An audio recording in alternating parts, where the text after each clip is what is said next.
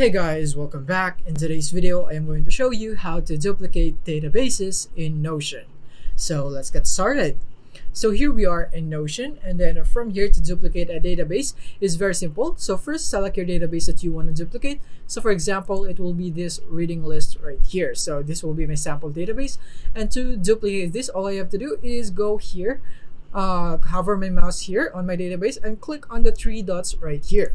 And then from here, I have my duplicate option. And then from here, I can choose to duplicate with content or without content, depending on what you need.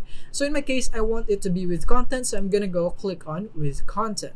And now after this is done loading, now I can see it right here. And I have my contents right here.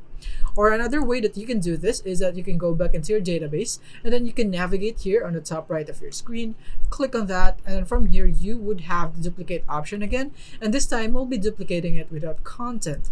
And then click on that and then it would be loading right here, and then once it's done loading, you can now view your duplicated database right here. And when I click on it, as you can see, I don't have any content.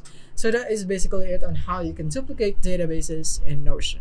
If you have found this video helpful, simply leave a like below or subscribe because it helps me reach more people. See you soon.